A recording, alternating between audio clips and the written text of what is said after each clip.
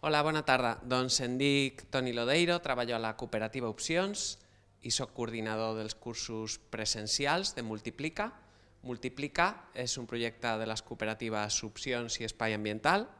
Li diem Multiplica a l'Escola del Consum Conscient i és un projecte que s'entren en la capacitació professional per a la promoció i la comunicació del consum conscient, adreçat a persones que treballen o volen treballar de manera professional o també podria ser activista o voluntària en la promoció del consum conscient. Aquest és el quart curs presencial que fem des de 2020 i el fem de la mà també de la Universitat de Barcelona.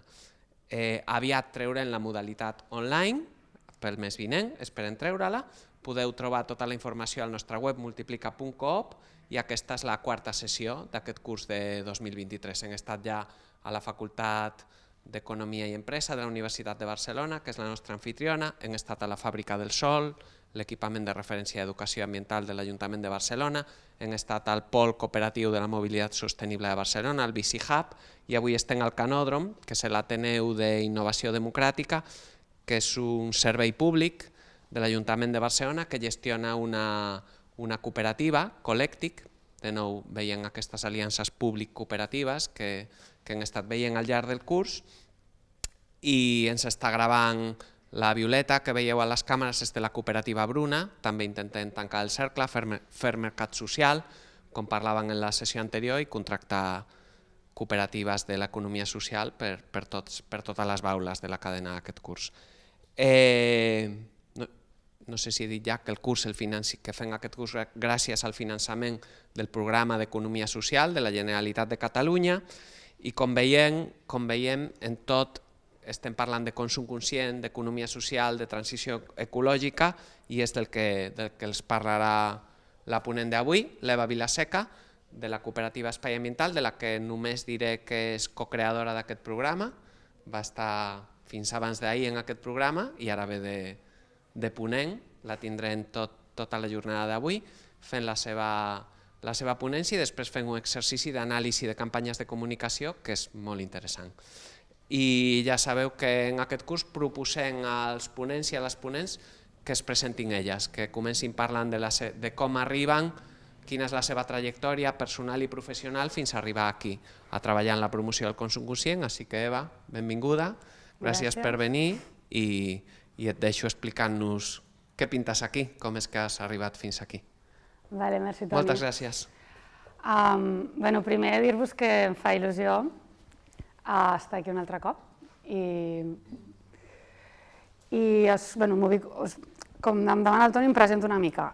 Soc Eva Vilaseca, jo vaig estudiar biologia, especialitzant-me en temes més en l'àrea d'ecologia, i més endavant vaig també especialitzar-me en ciències ambientals, en un màster de ciències ambientals en temes de comunicació i educació ambiental. Però et vinc d'aquesta part acadèmica, diguem, més de les ciències ambientals i de biologia, i a nivell activista de l'ecologisme principalment. Llavors, professionalment vaig estar, després de la carrera, just quan vaig acabar la carrera, me'n vaig anar a Llatinoamèrica, a Colòmbia i a Brasil, i vaig estar 8 anys treballant allà, fent recerca i allà vaig començar a treballar com a emprenedora, emprenent nous projectes d'educació ambiental i projectes també més socioambientals, de caràcter comunitari. Vaig treballar molts anys a Rio de Janeiro, amb una ONG que vam coimpulsar, que es diu Favela Verde, treballàvem a les faveles de Rio, en temes ambientals. I vaig estar allà immersa en tot aquest món, i fa just 5 anys vaig arribar a Barcelona, que jo no coneixia ningú perquè havia estudiat i vaig estar tot aquest temps fora, i vaig arribar a Barcelona i vaig començar a treballar, vaig tenir la sort de treballar a Espai Ambiental, perquè jo no coneixia res, ningú, va ser com vaig caure bastant de paracaigudes, i vaig començar a moure'm, a entendre, a participar, com vaig conèixer Espai Ambiental, vaig començar a anar a espais com col·lectius, jornades, congressos, i tot de diferents trobades per entendre quin era l'ecosistema que s'està movent a Barcelona tal, I arrel una mica d'aquest moviment i d'anar fent contactes, ràpidament vaig caure a l'espai ambiental i en un projecte que s'iniciava aleshores, que és un projecte que anireu a veure, que és l'equipament d'espai consum responsable. És on vaig conèixer el Toni. I amb tot això em vaig començar arrel de la sort d'haver arribat a Espai Ambiental, que estem al grup ECOS, que és un grup cooperatiu on també hi ha moltes altres entitats i també estàvem començant a fer coses de la XES, vaig començar a conèixer el que és tot l'ecosistema de l'economia social i solidària. I vaig fer un postgrau en economia social i solidària que em va acabar d'introduir una mica en aquest univers. I aquí va ser on jo vaig, amb les meves ulleres d'ecologista, va ser on, què passa aquí, on està aquí la dimensió ambiental, la dimensió ecològica en l'economia social i solidària, no? I arrel d'aquest postgrau, llavors vaig fer un projecte de postgrau, paral·lelament des de la meva cooperativa, des de l'Espai Ambiental i amb la XES vam crear una comissió d'ecologia per començar a moure aquesta dimensió ambiental i aquesta intersecció ecologia, economia social i solidària, i hem anat fent coses. I realment, ara ho miro enrere i dic, uau, en molt poc temps han passat moltes coses, perquè la comissió d'ecologia ha crescut, hem fet moltes coses, acabem de fer un fòrum per la transició ecosocial, impulsat per la XES, continuo estant a la XES, estic a la permanent de la XES, que és com l'òrgan de governança, com un dels òrgans de governança de la XES, una mica amb aquest barret de la comissió d'ecologia, i també a l'Ateneu Cooperatiu de Barcelona, a Ecòpolis, que també visitareu, on s'ha creat des de fa un parell d'anys una àrea de transició ecosocial que des d'on també treballem i jo coordino.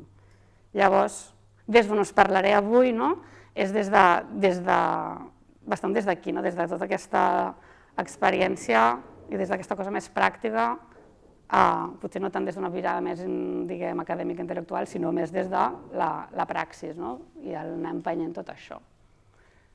Una mica del recorregut. Llavors, la intervenció ara serà, l'he estructurat en dues parts. Primer, una per situar-nos en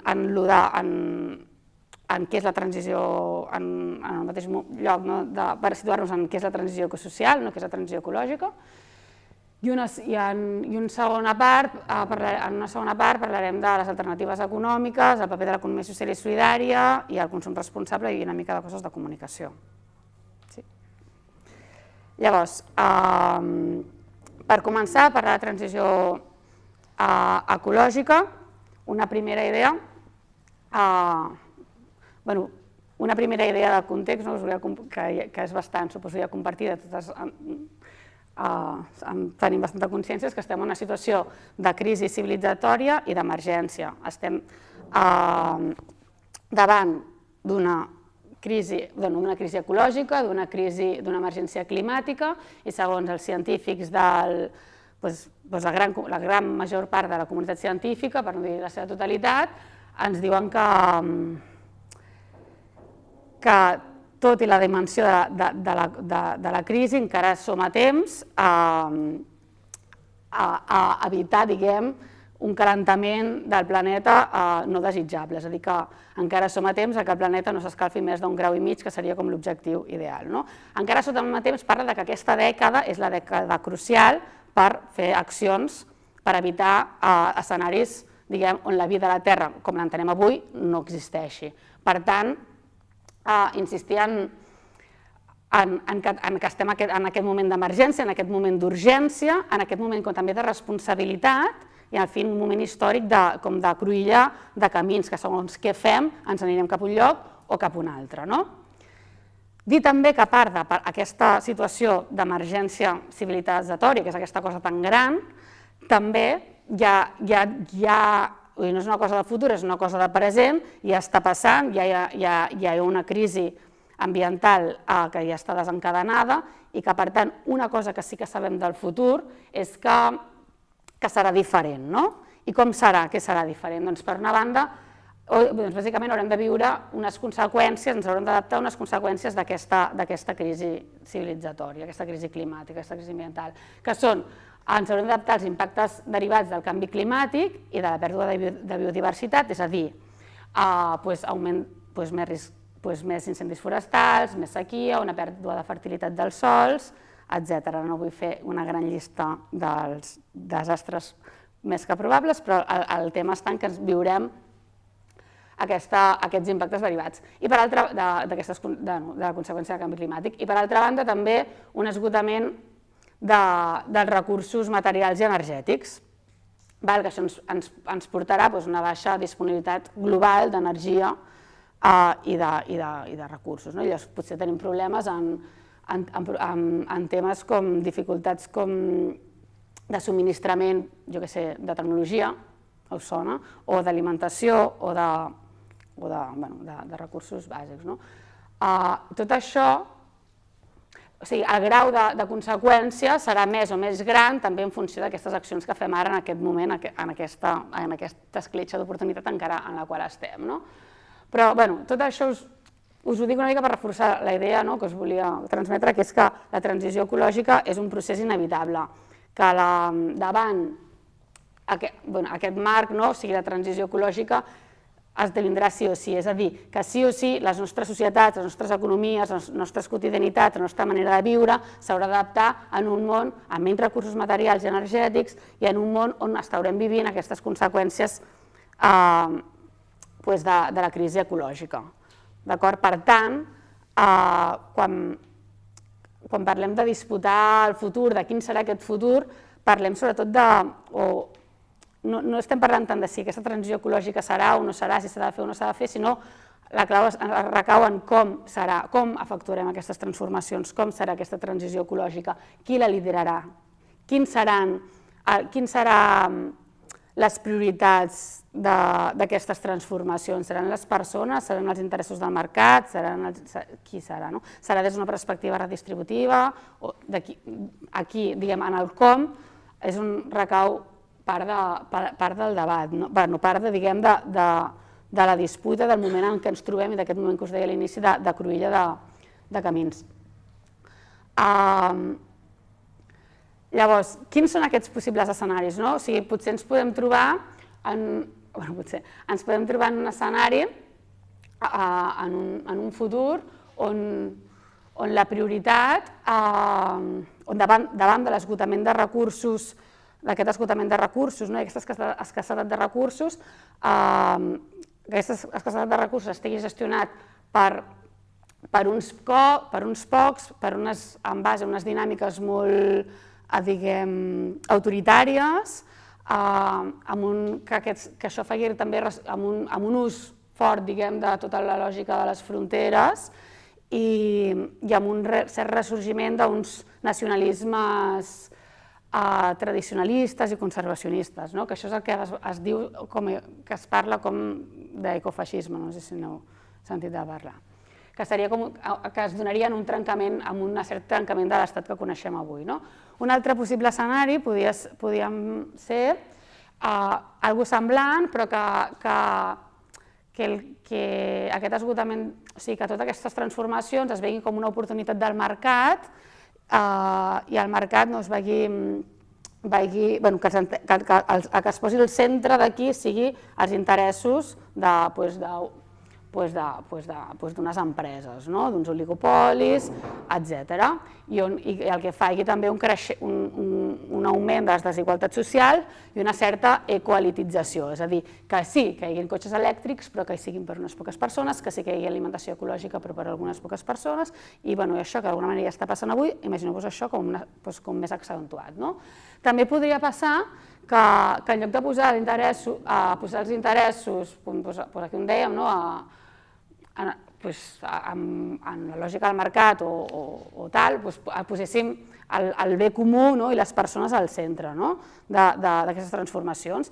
I podria passar també que aquestes transformacions estiguessin liderades per un estat que s'hagués regenerat democràticament i que vingués amb unes polítiques fortes, per exemple, a través de pactes europeus, a través que transformessin profundament tot el nostre sistema productiu, que apostés per renovables fortament, que apostés la justícia global també i la compensació de les responsabilitats ambientals que tenim al nord global també en el centre d'aquestes polítiques, que cooperés amb moviments socials, amb el teixit de l'economia social i solidària, per exemple, etc.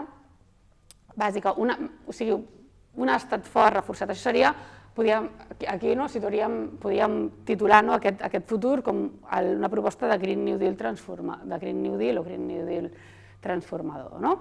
O podia passar que l'Estat s'ha trencat, que hi ha hagut una mena de col·lapse del sistema com el coneixem avui, que s'ha debilitat i que aquest canvi, aquestes transformacions venen com més de baix dels moviments socials, de l'autogestió comunitària, cooperativa, i que des d'una perspectiva de sobrevivència a totes aquestes conseqüències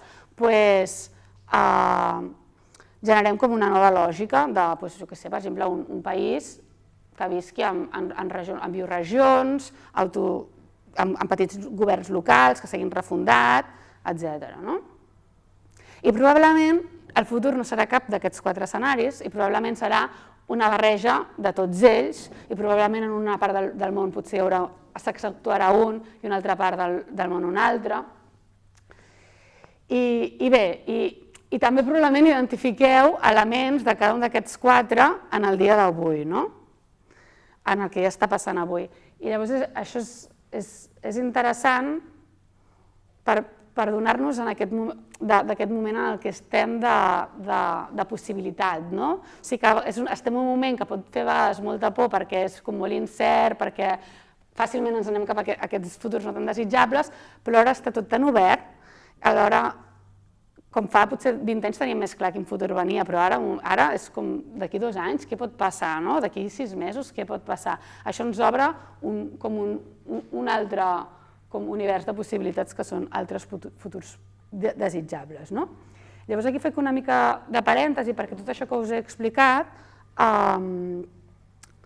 ho fem servir en una metodologia, en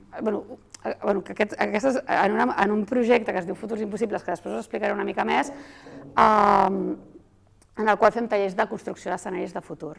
I anem a les comunitats, anem als pobles, anem als barris, a asseure'ns i a pensar com seria Barcelona, com seria el barri de Sants, com seria el Vendrell, en un escenari el 2040, si hi hagués hagut un escenari d'aquest de Green New Deal transformador. Com seria si estiguéssim en un escenari d'ecofeixisme? Com ens alimentaríem, com seria l'habitatge, com ens relacionaríem a nivell comunitari, etc. I això ens permet construir aquestes narratives que per una banda són interessants perquè així podem visualitzar futurs possibles i tenir clar una mica cap on anem, i llavors també ens permet tornar a l'avui i dir, ei, què hem de fer, quines són les estratègies que cal fer per potenciar els aspectes desitjables d'aquests escenaris i evitar i anticipar-nos als no desitjables.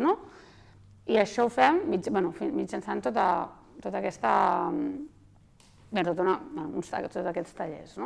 Després puc tornar un moment aquí, si us interessa.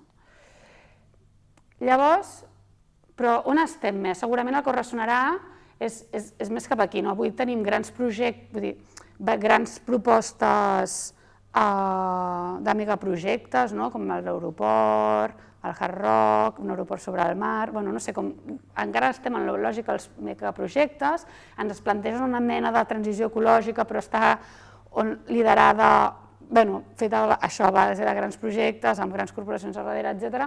Llavors, encara ens situem una mica per aquí, però llavors de què parlem, o com és diferent, de què parlem quan parlem de transició ecològica i de transició ecosocial. No parlem d'aquesta transició ecològica pròpiament en la qual ens estan com venent avui o que està predominant avui, sinó parlem d'una transició ecològica feta des de la justícia social i la democràcia. També dir-vos que hi ha elements, òbviament, de la transició que està passant avui, o diguem més hegemònica, que evidentment que també té d'això, vull dir, no és res tan... que tot més o menys es va fluint entre una cosa i l'altra. Però entrem una mica més en aquesta definició. Què és la transició ecosocial? és un procés de canvis profunds, integrals al nostre sistema polític, al nostre sistema econòmic, en la nostra cultura, en què ajusta, diguem, la nostra societat dins els límits planetaris i alhora, de manera que garanteixi, o sigui, alhora garantint que tothom pugui tenir una vida digna i vivible, totes les persones del món, no? I totes les espècies i totes les generacions futures. I aquí encara hi podem afegir un altre element, que és una transformació que en el mateix moment, mentre estem fent tot això, abordem aquestes conseqüències negatives de l'escalfament global i restaurem i regenerem el nostre entorn ambiental. Per entrar una mica o per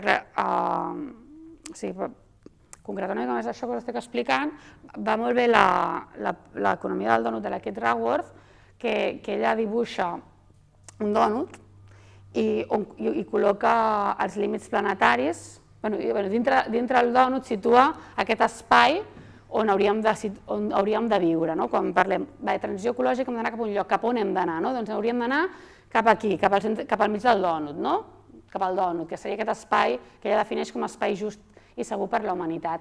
I el delimita per un sostre ecològic, que és el sostre que està conformat per aquests límits planetaris, per aquests màxims d'energia i recursos que no podem consumir. I alhora col·loca un sòl, que és un sòl mínim, que seria com l'energia i els recursos mínims, perquè sí que necessitem consumir, sí que necessitem que serien els recursos mínims que necessitem perquè totes aquestes persones, perquè totes nosaltres tinguem vides dignes, perquè puguem tenir una casa, perquè puguem alimentar-nos, etc. Llavors, diguem, aquesta equació entre aquest mínim i aquest màxim, en aquest espai, és cap on hauríem d'anar. I on estem? I això ens serveix... I on estem avui? Aquí no sé si el veieu perquè està superpetit, però situar els països entorn als eixos dels... Si hem ultrapassat els 7 límits biofísics, o si tenim els nostres satisfactors complerts, i veiem que el lloc on hauríem d'anar, que és sense haver travessat no haver passat d'aquest sostre i tenir com tots els mínims vitals complerts, hauríem d'estar aquí, diguem, tots els països, i no hi som. El que s'acosta més és Vietnam, i Espanya està aquí. Això us ho mostro perquè és interessant, perquè ens parla també de responsabilitat i de quins fulls de ruta hem de fer cada un dels territoris. Evidentment, països com Espanya ha d'executar un decreixement per col·locar-se dins els límits planetaris, és a dir, ha d'anar cap aquí. I altres països, que són països del sud global, com per exemple està Bolívia, el seu full de ruta aniria a cobrir aquests mínims essencials pel sostén de la vida. I això, a nivell encara més concret, tenim com una experiència, hi ha ciutats, com per exemple Barcelona, que estan aplicant aquest dònut, fent aquesta fotografia del dònut, o sigui, això és fet a nivell més genèric, però podíem entrar ja dintre aquests indicadors. Llavors, què fan les ciutats? Fan una foto del seu dònut, de com estan, i això els serveix per crear estratègies i polítiques per anar per fer aquesta transició. I Barcelona ho ha fet. I això és un borrador, no és l'últim, i ha treballat els indicadors, ha fet un procés participat, que és molt interessant, l'únic que una mica el de sempre, que és que ara tindrem una foto del dònut i això fantàstic, meravellós, fet amb no sé quants agents de la ciutat, i servirà per fer un compromís per la sostenibilitat que les entitats signaran lliurement, però no servirà, que és pel que hauria de servir, per ser un marc des d'on transversal, des d'on es generessin totes les polítiques públiques municipals. Però que és una eina interessant i jo us compartia tot això per situar-nos una mica en aquesta cosa abstracta, concretar o aterrar una mica més aquesta idea abstracta de transició. Llavors, si anem a coses més concretes, quines són les transformacions necessàries? Doncs, de què parlem? De què estem parlant? Estem parlant, primer de tot, d'una descarbonització de l'economia, és a dir, de deixar de generar unes economies en base als combustibles fòssils, d'aquest decreixement de l'esfera material i energètica, d'una relocalització de tot el sector productiu i reproductiu, de transformar també tota la lògica productiva. Hi haurà uns sectors que haurem de potenciar, altres que haurem de transformar i altres que hauran de desaparèixer o s'hauran de minimitzar.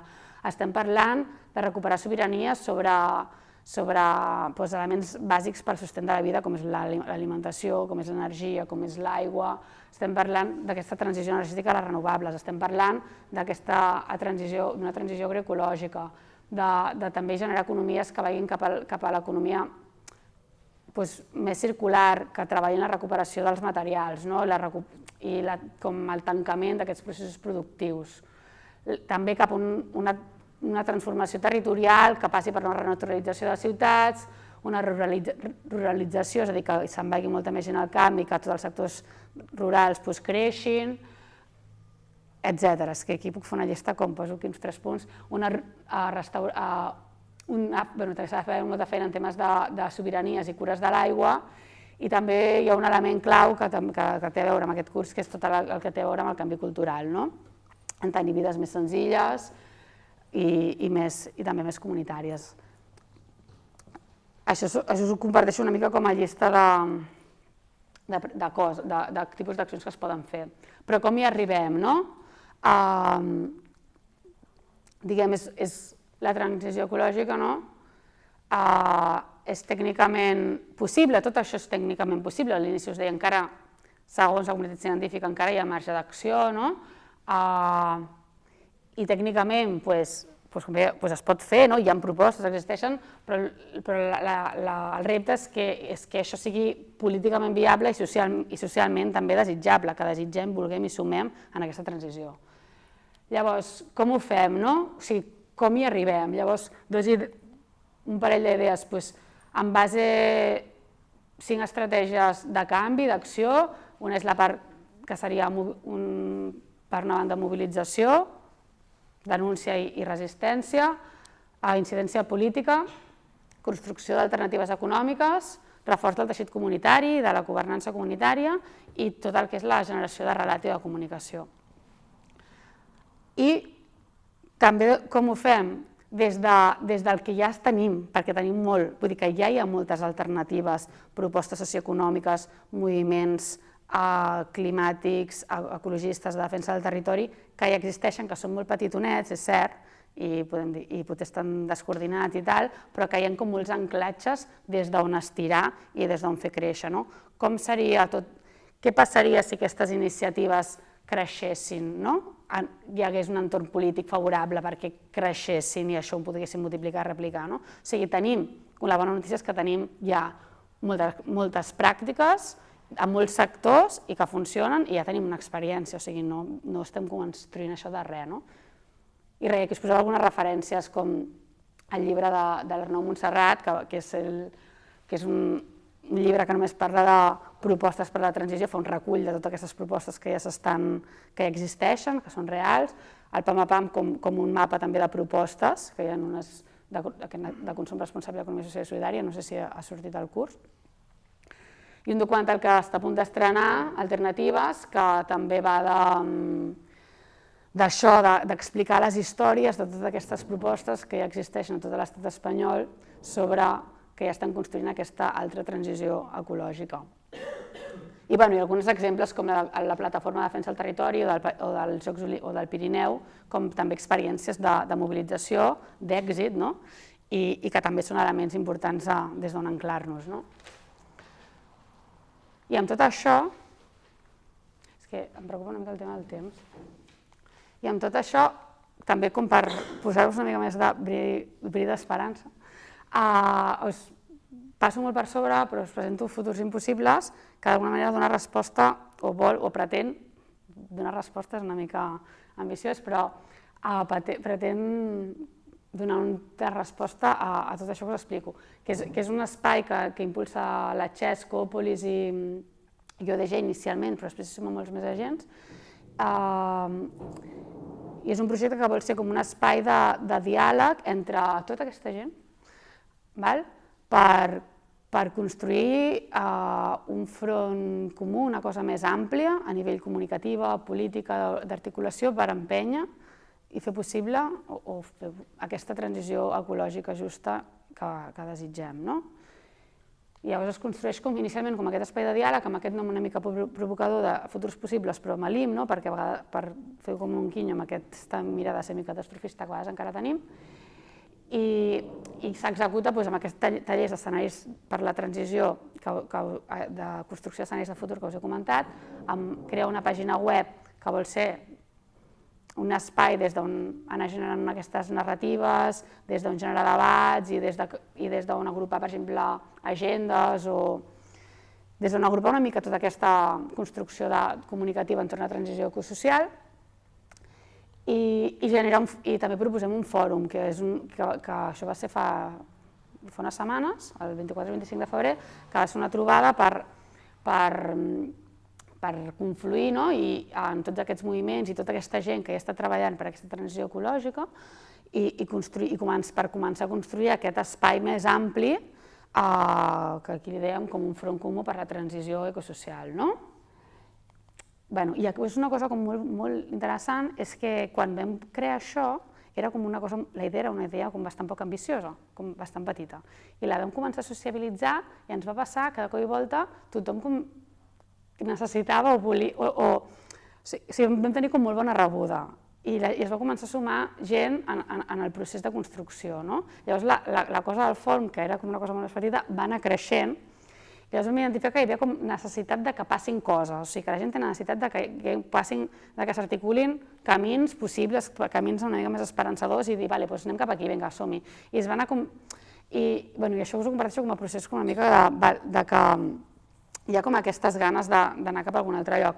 Llavors, amb això que es va generar, que es van sumar 10 impulsores al projecte, com a 10 impulsores principals, que són Xesco, Polis ODC, Xarxa per la Sobirania Energètica, Ecologistes en Acció, la Xarxa per la Justícia Climàtica, Rebel·lió Extinció, Ens Fòssil, Entre Pobles i la Coordinadora de Comerç Just, i vam aconseguir més de 110 adhesions només com a adhesions al procés, a la idea. I res, llavors vam executar el fòrum, va anar molt bé, i d'aquí va sortir un manifest on començava a generar aquest relat sobre què és la transició ecosocial. A partir d'aquí, a partir d'aquest fòrum, començarem a construir una mena de marc programàtic compartit entre tota aquesta gent, és a dir, començar a veure tota la gent de sobirania energètica, quines són les propostes que tenen per una transició ecològica justa en l'àmbit de l'energia, la gent de l'aigua, la gent de l'alimentació, la gent dels sindicats, i la idea és agrupar tot això en un marc polític compartit entorn 17 ODS, que són els objectius del desenvolupament sostenible, doncs el mateix, però seran els objectius del decreixement sostenible. O aquesta altra, que seria com aquesta altra transició, com el marc polític d'aquesta altra transició ecològica que proposem. I llavors també ha sortit que un full de ruta compartit amb accions executades a curt termini a un any vista entorn als 5 eixos d'estratègies de canvi, que són els que us compartia abans, com una cosa molt immediata. I amb això estem. Llavors, si voleu saber més informació, aquí està la web. No sé si parar i fer una mica de preguntes o ho fem al final, estructuralment.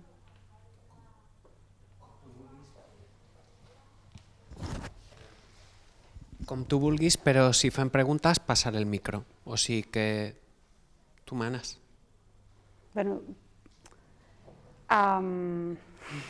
Si us ve de gust a fer alguna intervenció, dic perquè ara passaré.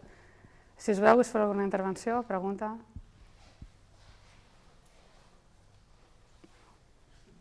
Després? Doncs després, si voleu, fem un debat més pausat. Aleshores, amb això ens situem una mica entorn de què parlem quan parlem de transició ecològica justa o transició ecosocial. Ara parlarem de l'economia social i solidària i el consum responsable, que vincular-vos una mica amb el que s'estava explicant ara, de com arribem a aquesta transició ecològica, es relacionen més amb aquestes 3 estratègies de canvi, que seria la construcció d'alternatives, el reforç del teixit i la governança comunitària, sobretot l'economia social i solidària, i la generació de relat. Intentaré entrar una mica aquí.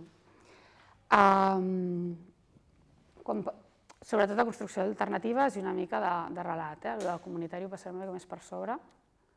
Llavors, la primera pregunta que ens podríem fer és, quan parlem de construcció d'alternatives, ens podríem preguntar des d'on, no? O sigui, alternatives econòmiques, quines economies, quines són aquestes economies per la transició? Crec que l'altre dia vau fer una sessió sobre economies transformadores, devíeu parlar d'unes altres. Jo aquí us porto les economies verdes. Vull dir, per aclarir una mica algun concepte, perquè segurament, com que hi ha com, no sé si ho compartiu, però hi ha bastant de lío conceptual amb tot això de la transició ecològica, que la transició ecosocial, si us fixeu, jo parlo de transició, parlo de vegades de transició ecosocial o de transició ecològica justa, però sentim molt a parlar, però llavors també a nivell d'economia sentim molt a parlar d'economia verda, de bioeconomia, d'economia circular, d'economia ecològica, no? O sigui, com molt de puntetes volia passar per aquí per sobre. Em ve de gust preguntar-vos què enteneu per economia verda? Algú vol llançar-se? O sigui... Intimida el micro, avui costa més perquè... Sí? Ni Elisenda s'atreveix en el micro. Bueno, o sigui, és com per fer una mica... Puc anar tirant, si no? Però... Vale. Pues, a modo de molt per sobre, vull dir, no entraré molt aquí, però... Ai! Oh! Vaja! No hi ha els títols. Vaja. Vale, això està canviat, però bueno, quan parlem d'economia... O sigui, clar, ara ens venen molt, suposo que el que us sonarà més és l'economia verda, perquè és com l'economia de la transició ecològica, és l'economia d'aquesta transició ecològica, diguem, més hegemònica o més liderada per un capitalisme verd, o que també es fa servir molt en el greenwashing, però també es fa servir molt a Nacions Unides. Jo li diria com és l'economia verda del desenvolupament sostenible, o és l'economia dels ODS, dels Objectius de Desenvolupament Sostenible, no sé si els coneixeu. Doncs és l'economia verda, això és superantic, que és el rotllo del desenvolupament sostenible en què es situa l'economia, o sigui, la part ambiental, la part social, la part de l'economia, i aquesta part, aquesta intersecció, la situa en el desenvolupament sostenible. Doncs podríem dir que l'economia verda encara opera una mica en aquestes lògiques. És una economia bien, és una economia bé, millor que la normal, és una economia que vol disminuir l'impacte ambiental, que vol ser més justa i tal, però que encara es situa en la mateixa lògica del creixement infinit, en aquesta utopia del creixement infinit, doncs aquí es situa. La bioeconomia, us sona? És l'economia, no és tan coneguda, és l'economia dels recursos que es basa en la transformació de recursos naturals, com pot ser transformació bioquímica, biotecnològica, està molt vinculada a la biotecnologia, i com poden ser els biofuels, els bioplàstics, les biocoses, que ara també n'hi ha per tot arreu. Genera nous mercats a partir de la transformació de la matèria orgànica. I aquí a Catalunya tenim una oficina de bioeconomia, una estratègia de bioeconomia catalana, una estratègia de bioeconomia espanyola, i no sé si suposo que a Europa, però que tenim que hi ha com una cosa que ningú coneix, però hi ha una pel·lícula. Llavors, l'economia circular, suposo que sí que us sona una mica més, que és l'economia que busca aquest tancament de la cadena productiva,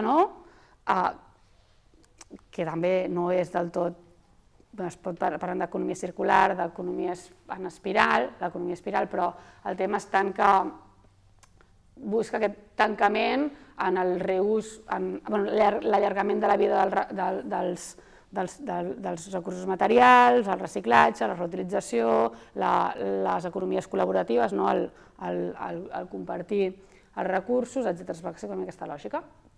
I l'economia ecològica no és tant una economia, més que una economia, és una ve més de la ciència que estudia la relació del medi natural, del sistema natural, amb el sistema socioeconòmic, i us poseu aquests dibuixos perquè per entendre una mica la diferència. O sigui, l'economia ecològica estudia l'economia com a part de la natura, és una mica lo lògic, però es basa en això. I llavors, des d'aquest marc, entenent com el sistema socioeconòmic com una part d'un sistema que forma part d'un sistema més gran, intenta aplicar lògiques més ecosistèmiques i que veu una mica també de les ciències naturals i ecològiques a l'hora de pensar com ens organitzem i dissenyar les nostres economies. Fa servir termes com els metabolismes socials, etc., que no entraré molt. Però perquè ens ubiquem. Llavors, també l'economia ecològica fa una crítica al creixement i també fa una aposta pel decreixement i, de fet, tot el que us explicava abans de l'economia del dònut es situa en aquest marc teòric. I l'economia regenerativa que es basa en un marc del desenvolupament regeneratiu, que li diuen el desenvolupament regeneratiu que va desenvolupar Bill Reid, que parla que no només necessitem fer unes economies dins els límits planetaris, sinó que necessitem crear unes economies que vagin més enllà i generin un impacte positiu al nostre entorn social i ambiental, que restaurin i regenerin el nostre entorn ambiental, els nostres ecosistemes, com unes economies, més creatives. I fan aquesta escala de l'economia convencional, del disseny verd, que parlen d'aquesta economia ambient, aquesta economia verda ambient, la sostenibilitat com aquest punt neutre, i llavors que va pujant com a l'economia restaurativa, i jo no entro tant aquí, reconciliatòria i regenerativa. Llavors això us faig referència amb Resilient Earth, que és una cooperativa que està a la Garrotxa i treballa molt en el marc de les economies regeneratives, per si us interessa una mica rascar de cap aquí. Llavors, amb tot això, per què us explico això? Perquè quan parlem d'ecologia i economies, probablement ens surten més aquestes paraules, aquests termes, aquests conceptes, que economia social i solidària. Llavors, aquí us faig la pregunta. L'economia social i solidària podria ser o es situaria com una economia, com una proposta econòmica per a aquesta transició ecològica? I per què, no?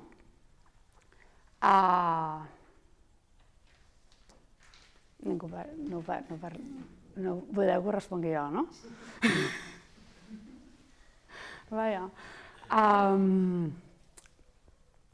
Evidentment, l'economia social i solidària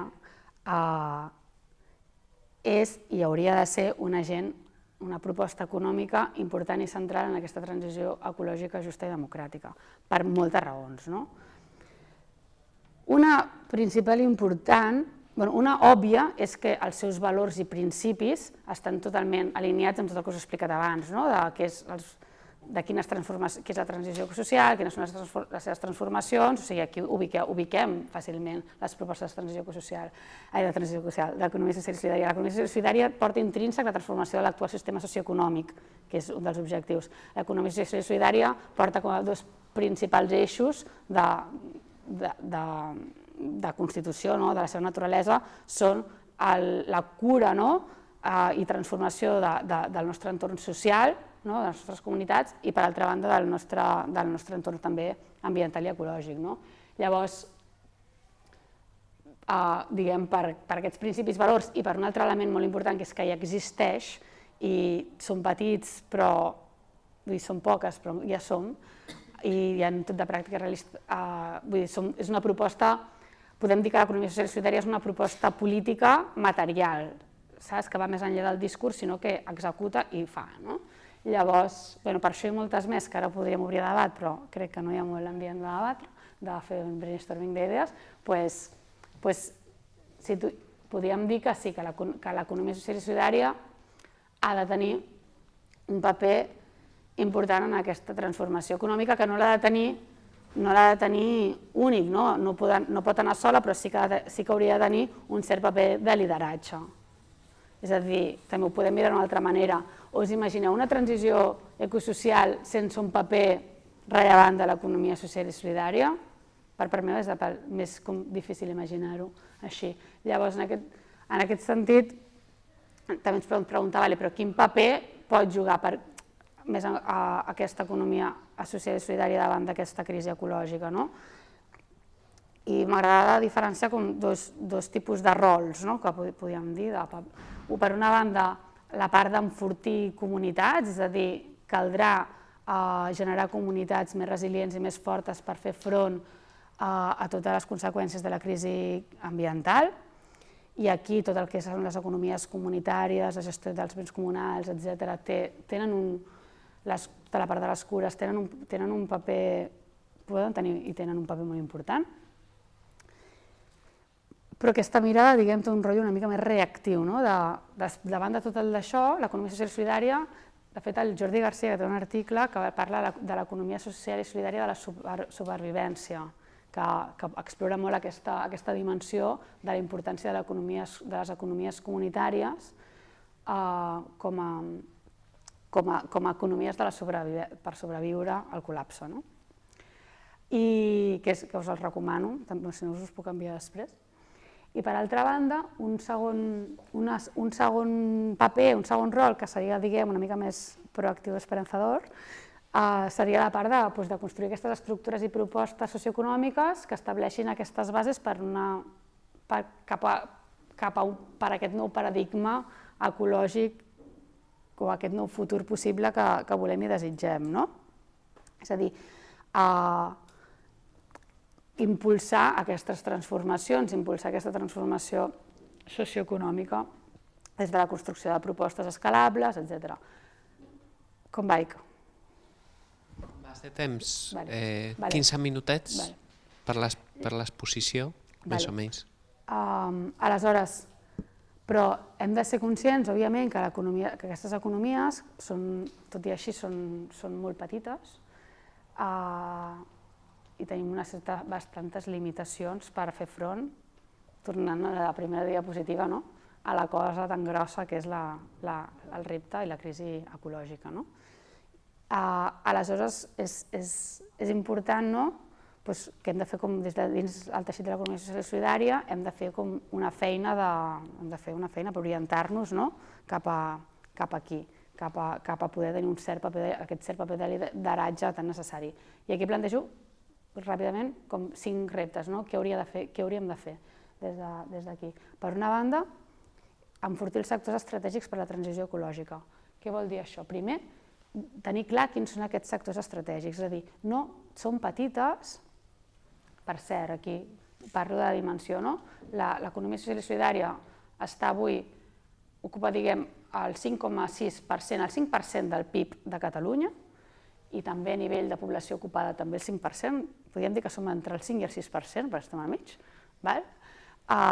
No sé, depèn de com ho voleu mirar, mig got, mig ple, mig buit, però són petites, per tant tenim una força bastant limitada.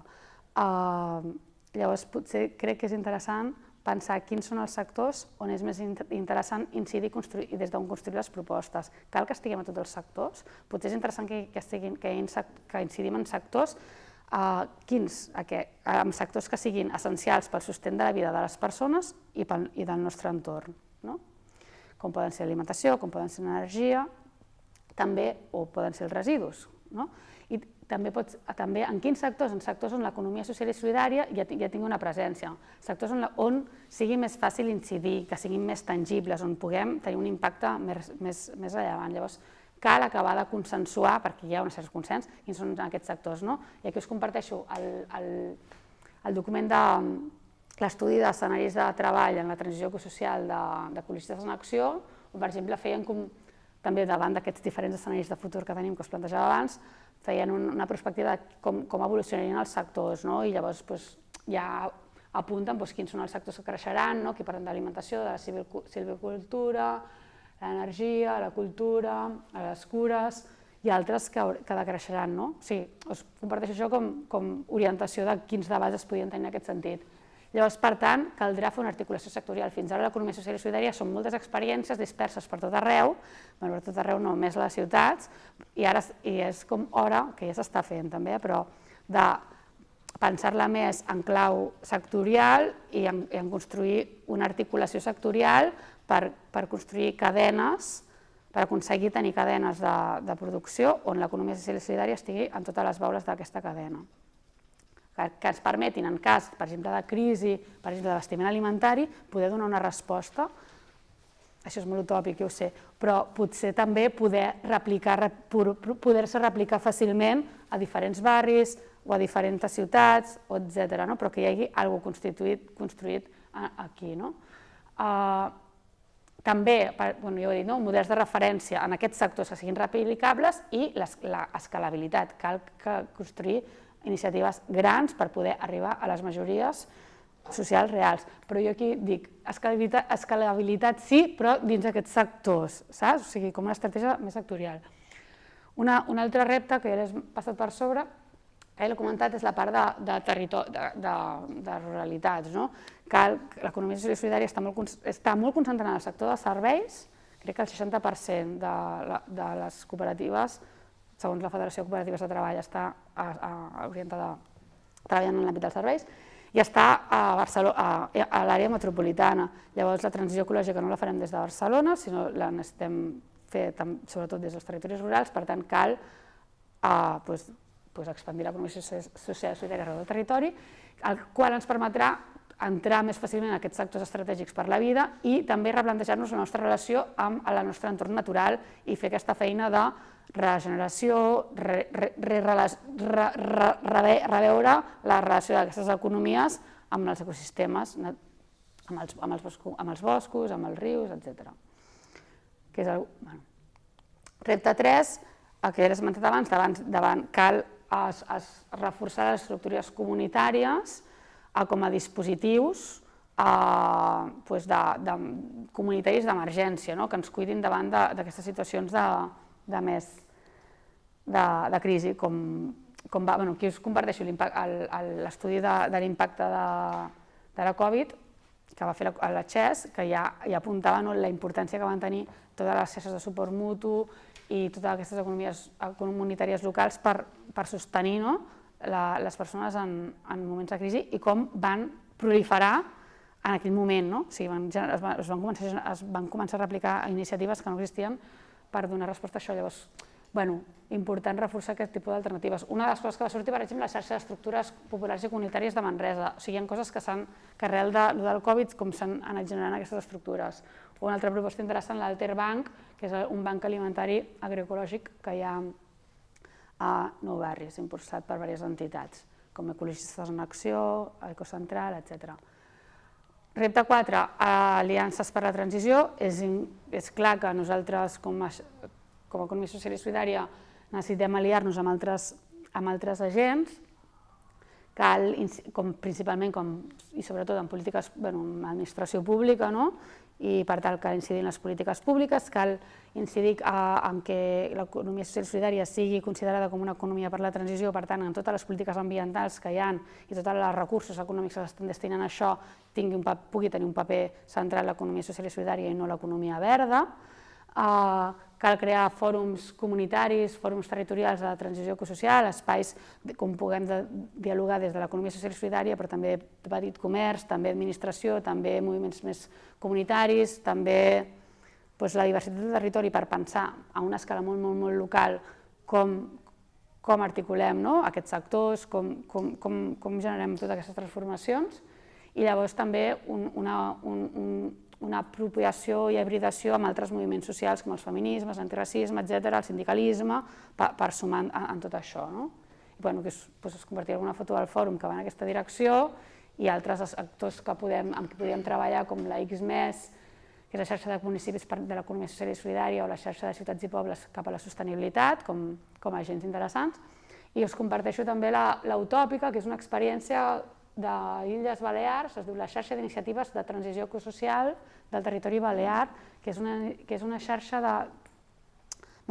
que va en aquesta lògica de crear petites comunitats i territoris en transició, i ja estan a nivell territorial, però connectats en una xarxa per compartir sabers i experiències. I l'últim repte, que ens aturarem una mica, és la part de la comunicació. L'he dividit com o sigui, ara em paro un rato aquí, l'he dividit en dues idees. Primer, a nivell de comunicatiu, cal que disputem tot aquest relat de l'economia verda, aquest increment del greenwashing i aquest creixement d'aquestes economies verdes, que és una mica algú abstracte i que genera una certa invisibilització i desdibuixa el rol de l'economia social i solidària. I aquí ens fem la pregunta, com podem aprofitar aquesta tendència d'aquest creixement d'aquesta economia verda, fer d'això una oportunitat en el marc de les propostes de l'economia social i solidària. I amb això dic, perquè realment hi ha una tendència, sí que hi ha una tendència de canvi de consum i interessos a la població amb tot això que està passant i que portem tota aquesta estona parlant. Us comparteixo algunes dades que fan èmfasi en això. Aquest és el baròmetre de Barcelona. A Barcelona cada any passa una enquesta a unes 1.000 persones de la ciutat per fer enquestes sobre temes polítics i aquest és el 2021, el 2022 no ho han preguntat.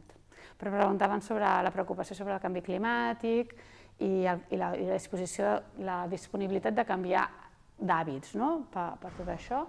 I aquí veiem que quan els pregunten teniu ganes la disponibilitat per comprar producte d'alimentació ecològica, si sumem els de molt o bastant, doncs estem, això el 2021 ha baixat a un 60%. De proximitat ens pugem al 80%. Comprar productes de roba d'origen sostenible, també més d'un 60%. Coses que menys, aviam, el que menys. Comprar un vehicle elèctric i reduir viatges en avió.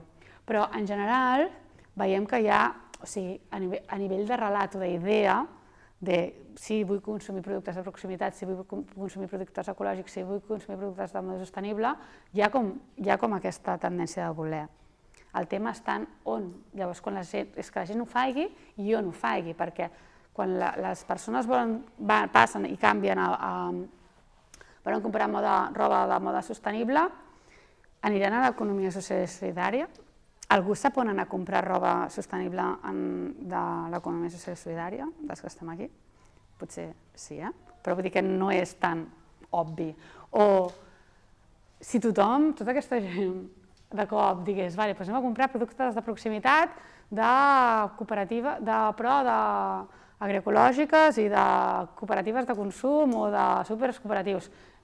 Hi ha propostes construïdes suficients que puguin donar resposta i si fossin, la gent ho coneix, sap que existeixen, hi ha aquesta connexió, perquè potser que n'hi ha, potser algú que s'està preguntant, hi ha una quadra, a pocs metres, hi ha el food coop i és probable, i no m'estranyaria que no en tingués ni idea. Llavors, com arribem a aquesta gent? O sigui, aquí hi ha diverses coses. Com arribem a aquesta gent? L'altra, com construïm que queda en evidència que cal també construir propostes d'una dimensió suficient com per poder donar resposta, que si realment la gent fes un canvi d'hàbits poguéssim donar-hi resposta. Genera uns quants debats. També en l'àmbit alimentari, el baròmetre de 2020 de percepció i consum dels aliments ecològics, tampoc, també l'he buscat de després i no n'han fet més. No sé si a partir del 2020 podria ser que no estan interessant aquests temes, però el que sí que veiem és que del 2015 al 2020 hi ha hagut un creixement important de compra d'aliments ecològics. El 41% dels catalans el 2020 declara ser consumidor de productes ecològics almenys una vegada al mes. Però vull dir que qui són aquesta gent, no? Llavors aquí veiem una gran diferència amb qui treballa, qui no treballa i qui té estudis universitaris i qui no en té, no? O sigui, la clàssica elitització del consum ecològic alimentari. I aquí una cosa molt interessant, que quan parlem de comunicació del consum conscient és i per què aquesta gent consumeix productes ecològics? La raó principal perquè compro productes ecològics és per raons de salut, el 58%. Després, perquè més qualitat, perquè no contenen residus, aviam, Per raons ambientals, 7%. Com a primera raó, Si mirem total de respostes, és a dir, sumant totes les raons, perquè hi ha com primero, segundo, tercero, la de raons ambientals puja al 23%, no? Però clar, nosaltres quan compensem la comunicació d'aquestes iniciatives, també normalment entrem en dades, en informació, en la cosa ambiental, i dius, ostres, saps? No és que era el principal. Llavors, també, motivacions per no consumir, la creença que són productes amb preu excessiu principalment. A nivell de comunicació, una altra, tancant aquesta part una altra idea que ja va una mica més enllà de com comunicar les iniciatives d'economia social i solidària, té més a veure amb com comunicar totes aquestes transformacions ecologistes o ecològiques, però també ens interpel·la com comuniquem des d'aquestes construcció alternatives, és com comuniquem aquest... Ai, vaja, vale, ara m'ho han canviat, vull dir que no sé què ha passat, vale, això s'ha guardat. Cal que generem un relat atractiu, cal que l'ecologisme i tots aquests moviments socials deixem com aquesta visió més col·lapsista i catastrofista i ens centrem en mobilitzar l'esperança. Per què ho dic això? Perquè estem en unes... és igual, és que tenia unes... Estem a vegades, ens situem comunicant molt des de coses com molt negatives i catastrofistes, com per exemple, aquí coneixereu el cartell de les ampliacions a l'aeroport, no a l'aeroport, doncs clar, tenim ampliacions, aquí posa lluita pel clima, la salut i la vida, i tenim un gran nom, una calavera, no? O sigui, vale, que sí que aquí diu clima, salut i la vida, vull dir, lluitem això en positiu, però aquí tenim un gran de no. Opcions, l'última revista d'opcions, ante el colapso. Imaginar i disputar i construir el futur, que si entres a dintre la revista, parla de propostes, és molt interessant, però la imatge que es treballa és tipus tot gris, i hem discutit molt sobre això. Em diuen, Eva, però si parla d'esperança, perquè hi ha aquí un nen amb magètica, a mi em sembla tan abrós veure un nen amb una cosa d'aquesta, però que encara ens situem molt amb aquesta tendència una mica col·lapsista i en negatiu a l'hora de comunicar.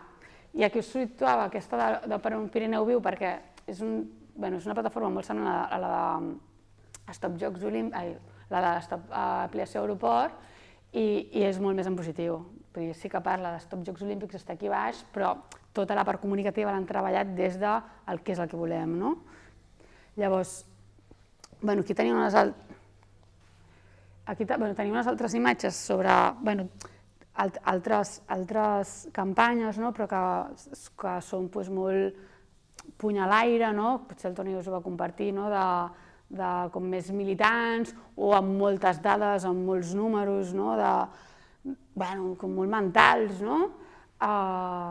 i estem bastant comunicant des d'aquest espai. Aquí estic parlant de les iniciatives d'economia social i solidària, però d'aquesta transició ecològica i aquests futurs possibles més en termes generals. I el que ens passa també, que ens situem en un imaginari ja cultural, més enllà de com molt col·lapsista i molt situat en el no futur, perquè és el que ha crescut moltíssim el que és tota la part tota la dimensió cultural de sèries i relats i pel·lis distòpiques, apocalíptiques, i ens encanta veure-les, i això, més quan mires les notícies, entre les coses així, ens va generant com una mirada, com una visió molt d'aquesta, que no hi ha futur, i molt apocalíptica, que ens fa com molt difícil imaginar com seria, què passaria si aquesta transició ecològica que us explicàvem, que parlàvem a l'inici, si això passés. Hi ha molt poques històries que expliquin aquest èxit d'aquesta transició ecològica. i és imprescindible tenir aquestes històries per saber cap on hem d'anar, perquè si necessitem que la gent surti al carrer, perquè necessitem que la gent surti al carrer, perquè necessitem que tot el moviment ecologista es torni hegemònic, sigui gran, necessitem que les iniciatives d'economia social i solidària creixin, necessitem que tot això creixi i necessitem que passi ja a sobre, per poder fer front a tot aquest megarepte,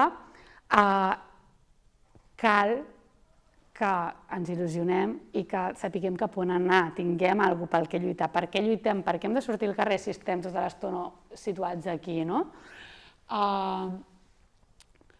Aquí també, aquí també l'economia social i solidària i les experiències de consum responsable són interessants com a punts de partida per imaginar aquests futurs, perquè ens permeten experimentar com serien, ens permeten experimentar aquest canvi cultural o aquesta altra vida.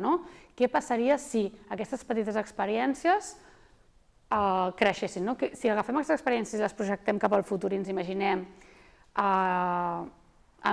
com serien en un context econòmic, polític i cultural favorable, com seria tot això? Això, vull dir, aquestes experiències, aquestes coses més quotidianes són com molt interessants per construir aquests imaginaris des d'allà. I ara vaig pujar endavant enrere i hi ha com algunes idees de com podem comunicar, com ho fem. Potser això no esdevenir propostes atractives, intentar connectar ecologia i desig. Necessitem que l'ecologia sigui una cosa desitjable, que la transició ecològica la desitgem, que vulguem sortir al carrer, que vulguem sortir a participar de projectes col·lectius, de projectes comunitaris al nostre barri, des d'on cadascú li vingui de gust i pugui, per anar cap a aquest futur que desitgem. O sigui, necessitem desitjar-ho. Necessitem ser propositius, necessitem ser la gent del sí. De fet, som la gent del sí, som la gent de les propostes. O sigui, és important sortir de defensa, o sigui, no som la gent del... Vull dir que ja tenim com una etiqueta de som los no a todo, no som los no a todo, som los sí a todo. Llavors, com comuniquem, com aprofitem tots aquests conflictes que són tan televisats per col·locar el debat de quin model de desenvolupament volem, per mostrar quines oportunitats de canvi es donen. O sigui, cal parlar d'això, de propostes, cal parlar d'oportunitats, de que sí, que tot es desmoroni, que estigui tot en aquesta situació com mig de nebulosa i mig una mica d'això que s'està caient de tot, és una oportunitat també de generar oportunitats i cal visibilitzar-les. Cal comunicar des de l'emoció, des d'una cosa més quotidiana i més propera, saps? De coses que t'interpel·lin directament. O sigui, dades i discursos freds que no m'interpel·len, em costarà, però si podem connectar amb la cosa meva quotidiana, és una manera fàcil. Les històries serveixen per això, per exemple. Alhora tampoc estem dient d'ara ser super happy guys i que tot està bien i vamos a pintar-lo tot de rosa. No, tampoc no és això. Aquí el repte també és trobar aquest equilibri entre dir les veritats, però no quedar-nos... Saps? O sigui, entre dir la veritat i parlar de les oportunitats de canvi, no? O sigui, tampoc ara passar-nos de xupi-guais, vamos a construir un model feliç, perquè tampoc és creïble, no? Ni just. També, fer servir menys dades. La raó no és suficient per canviar les coses. Portem 40-50 anys treballant amb educació ambiental i tot això, no només, però molt, sobretot el moviment ecologista, amb dades, números, què tal... I ens ha servit una mica, però jo diria que no el desitjable. També evitar, i parlem d'emocions, però ojo, quines emocions, no anar a emocions com la por, evitar emocions de la por, potser sí la ràbia, perquè la ràbia pot mobilitzar, però saps? O sigui, jugar amb la part emotiva, amb quines són aquestes emocions que ens mobilitzen, que ens il·lusionen, que ens fan desitjar, però evitar les emocions que ens poden paralitzar, com són la por, l'apatia, tal. I també evitar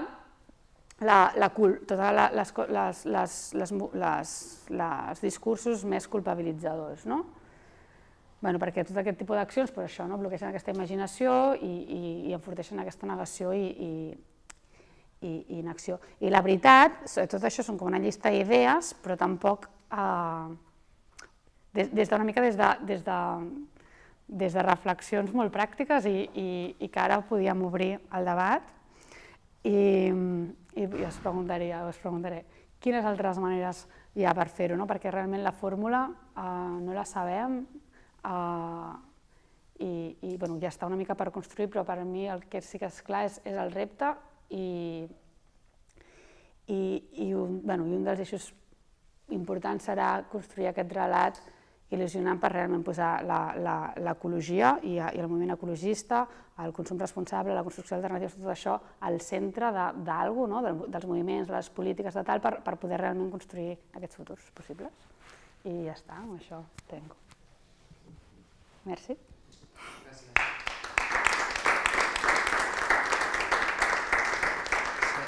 Serà interessant en l'exercici perquè veurem vídeos i sobretot vídeos i imatges d'una mena i d'altres després del descans i els comentarem per grups i veurem què li falta, què li sobra... Sí, això, després a la segona part entrarem més a mirar campanyes en com podem fer-ho, no? Després del descans ho portarem a la pràctica de l'anàlisi de campanyes, però ara tenim encara uns minuts per preguntes, opinions... Està bé. Gràcies. Doncs això que ens has estat explicant al final, jo ara estava pensant com expliquem les iniciatives en les que jo participo i realment és això el que més funciona, penso.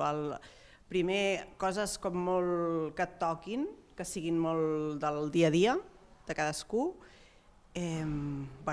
Els diners també, no ens enganyem, hi ha gent que només s'acosta per diner, és més barat o tens un benefici, però sí que jo penso que molta de la gent que s'apropa a aquesta mentalitat de canvi, de cuidar una mica més tot plegat, no només el planeta sinó nosaltres, que és com tota una consciència així col·lectiva, que sí que té aquest rotllo com positiu, més de fer conya que de donar números, però també hi ha de ser.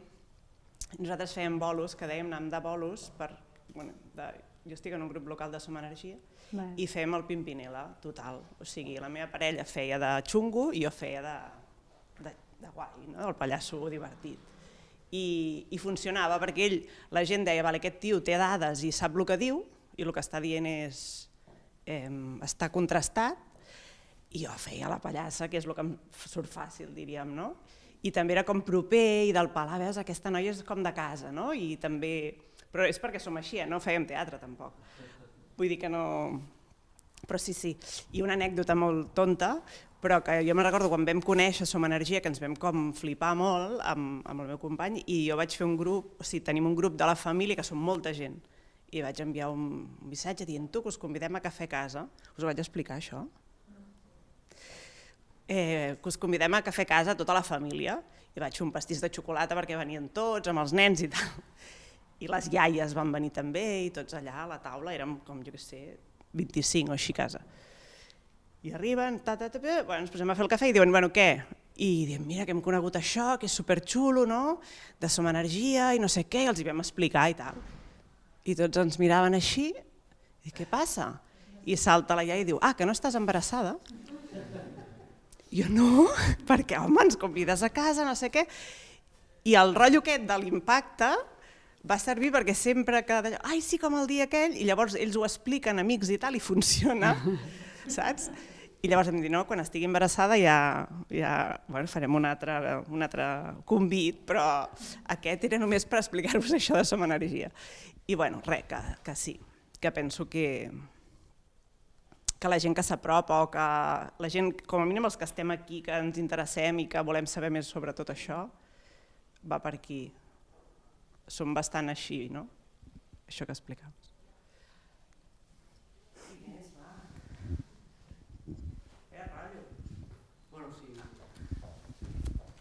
Jo que també tinc experiències d'intentar apropar-te més del missatge amb dades, però que siguin el més proper possible. Jo treballava en un grup d'amics i col·laboradors a Mataró, a Fridays for Future, allà a Mataró, i vam pensar com podíem... Vam intentar treballar conjuntament amb Aigües de Mataró per promocionar l'aigua de l'aixeta. No?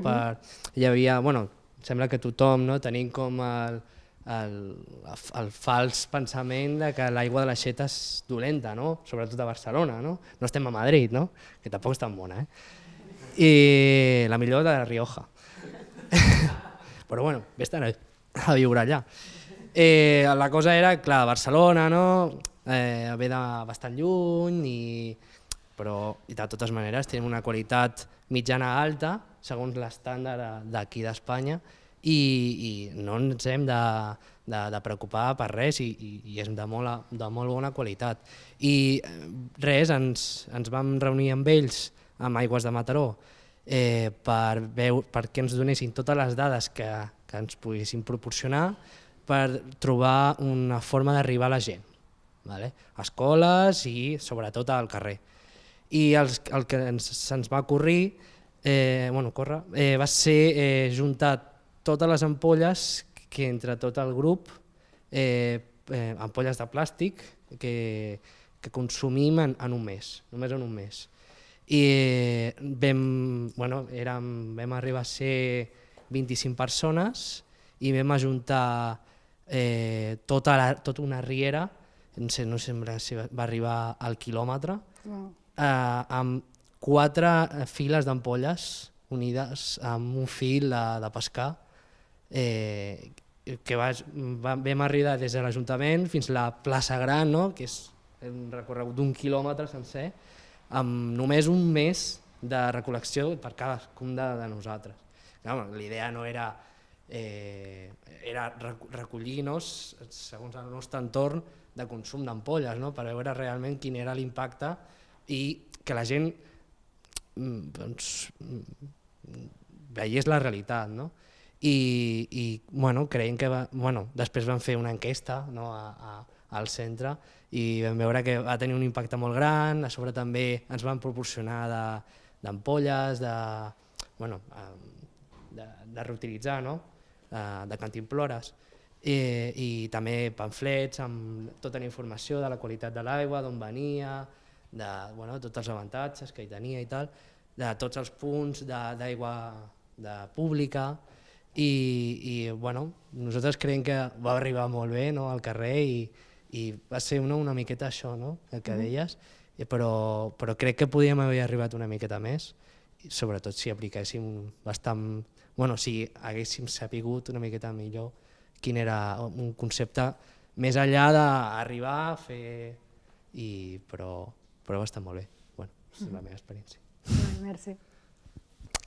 Jo sí, això, que tots els conceptes, diguem-ne, que has compartit abans, totes les economies, tipus d'economies, com fer arribar això a la gent, perquè pot ser que és des d'un punt de vista una miqueta massa intel·lectual.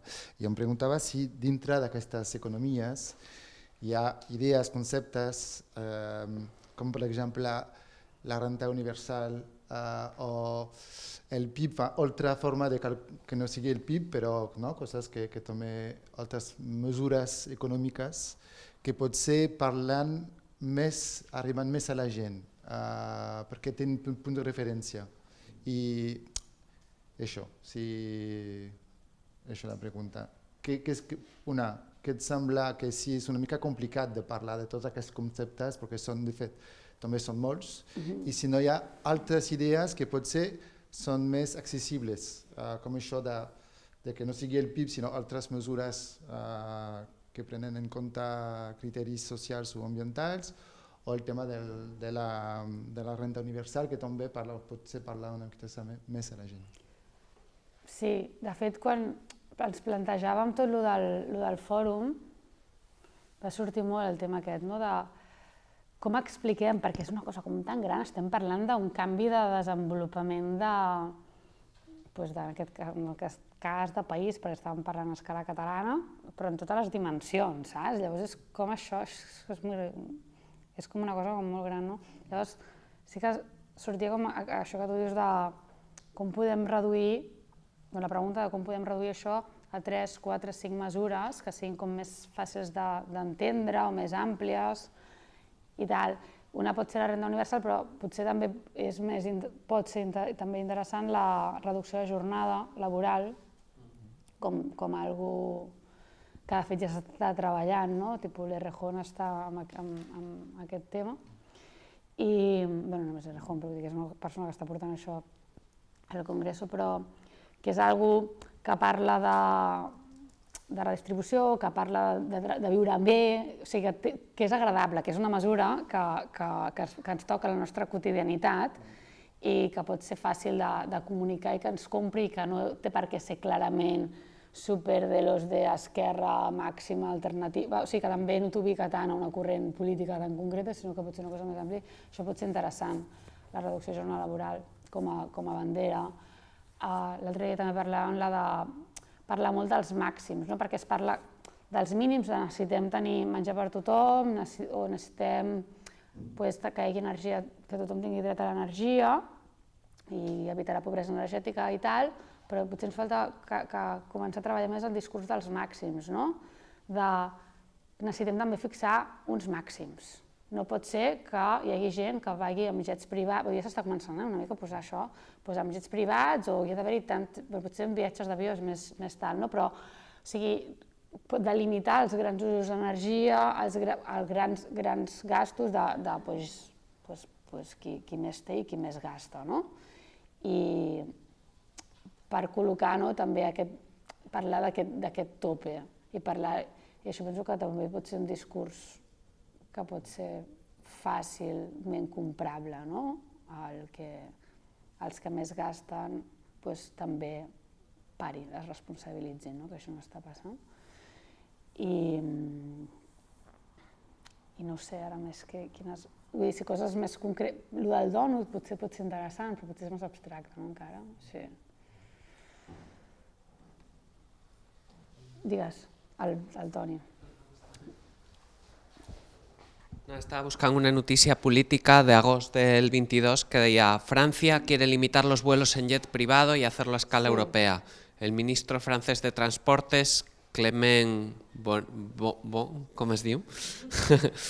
Estudia limitar los vuelos en jet privado, etc. O sigui que també hi ha propostes polítiques que van en aquest sentit. L'altre dia parlaven de l'economia del bé comú, en la xerrada en el Rubén d'Economies Transformadores, el Christian Felber, de l'economia del bé comú, si no recordo malament, tenia una proposta de salari màxim, que era 10 vegades el salari mínim. Pel que estem parlant de limitacions i de màxims que puguin ser populars. És molt habitual, que és molt popular, inclús populista, això de limitar els sous dels polítics, no? Però és una proposta que s'ha traslladat poc a l'esfera privada. Però comença a haver-hi, jo crec que bastant consciència de l'obscenitat que suposen, ara s'està parlant molt del sou de Garamendi, del de la COE, de 500.000 euros o 400.000 euros a l'any, dels futbolistes.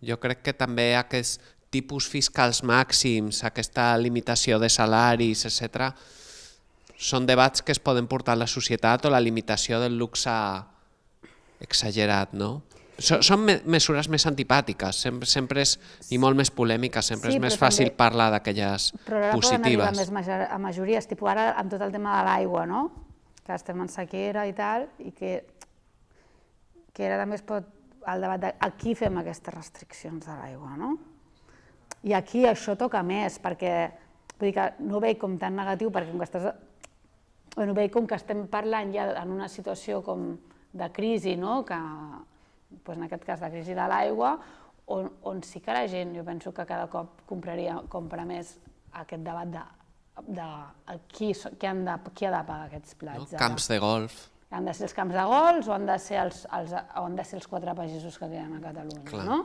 És a dir, portar aquests debats, això és com bastant de sentit comú i és més fàcil de fer. I el que volia comentar dels jets, que recordo que també fa poc, crec que eren Paris Saint-Germain, que els hi van preguntar, va sortir un periodista que els hi va preguntar si deixarien de volar en vol privat i es van començar... Era l'Mbappé? Qui era el futbolista? Jo no sé, era l'Mbappé que un periodista... Es va començar a riure, es va envertir la caixa del periodista. I això, clar, jo no sé, perquè estic dintre una bombolla comunicativa d'ecologistes, llavors jo no sé si més enllà d'això va sortir, però que tinc la sensació, potser no és real, però de que es va moure una mica això, aquesta indignació de veia morro ese tipus, saps? Nosaltres aquí, amb totes les mesures i tots aquests debats, i com que, sí que penso que podem anar calant aquests discursos. Sí, el tema dels impostos a les elèctriques, dels impostos extraordinaris que està plantejant el nou govern, tenien una acceptació transversal en tota la societat, crec que inclús entre els votants de partits que s'oposaven, no? Tipus PP o Vox. O sigui, les enquestes sortien que eren mesures ben vistes per tota la societat. I un altre element pot ser la governança, no? Qui decideix? Com ho fem? En base a quins interessos s'està responent? S'està responent en base als interessos de la gent? Saps? La gent està tenint espais de participació en tot això i això també són debats. Llavors, tots els conflictes, que es creien un mogollon de conflictes ambientals a nivell de macroprojectes, però també aquí hi ha totes les crisis energètiques, crisi de l'aigua i totes les crisis, també ens situen en un context mediàtic interessant. És xungo això, però per tenir espais per col·locar una sèrie d'idees i propostes aquí, si hi ha com més recepció a això, hi ha com...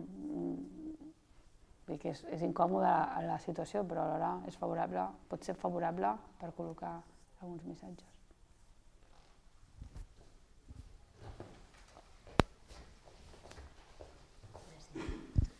Des de les propostes, jo estava ara fent un somni i una pluja d'idees, que les estem fent, però dic i també rebato.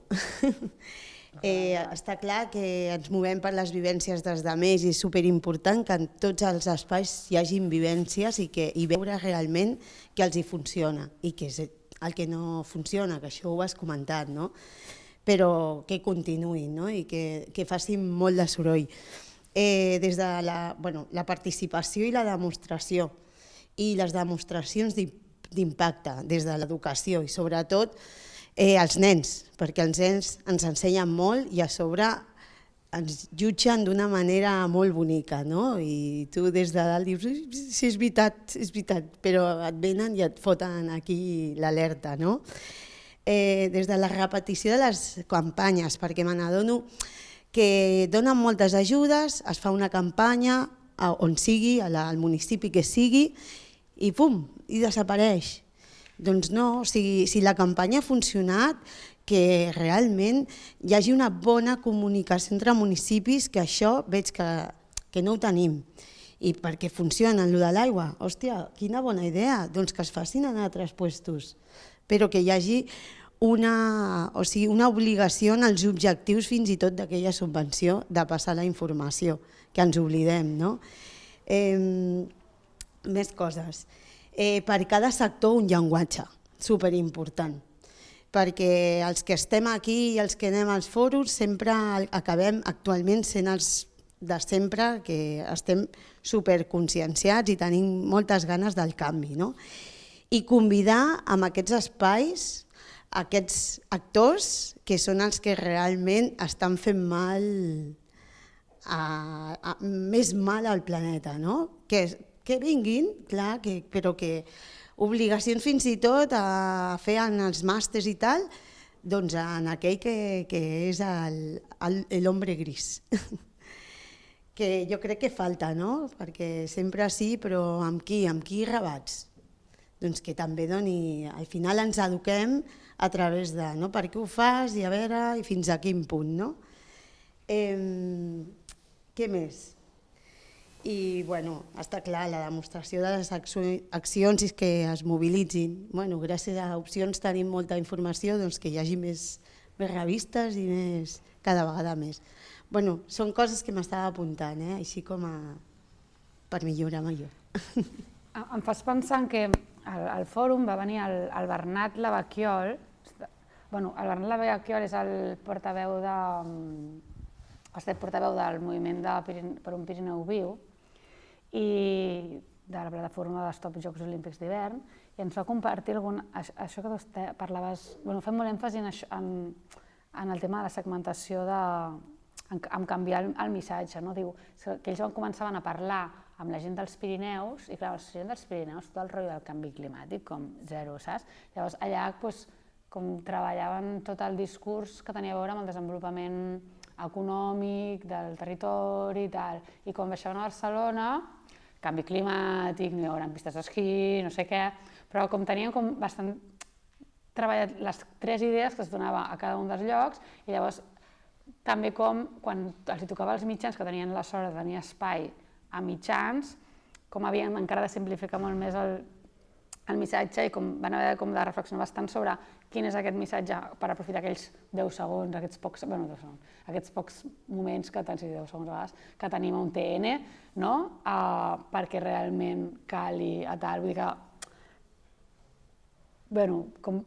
que hi ha com tota una feina darrere, em vaig trobar molt interessant tota la feina darrere de reflexió que tenien entorn com generaven tot aquest relat, i llavors també deien, i paral·lelament anar fent els bolos a cada poble de xapa, diguem, per anar generant argumentari perquè la senyora Maria, no sé què, se'n vagi al front de Praga i pugui rebatre, tenir argumentari per defensar la idea més enllà del missatge base. O sigui que era bastant interessant com totes les estratègies comunicatives en relació a això.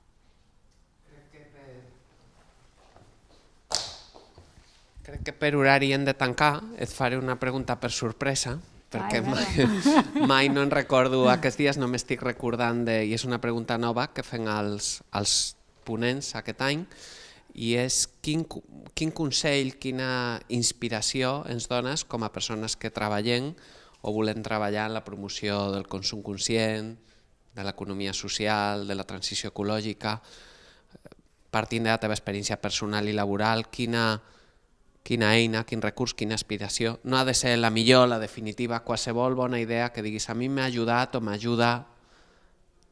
Quin projecte concret vols dir? No, eina, més que projecte concret, quina eina personal, què t'ha ajudat a tu o què t'ha ajudat a tu o què creus que és útil per a tu en la teva pràctica personal i laboral. Quina habilitat, quina actitud.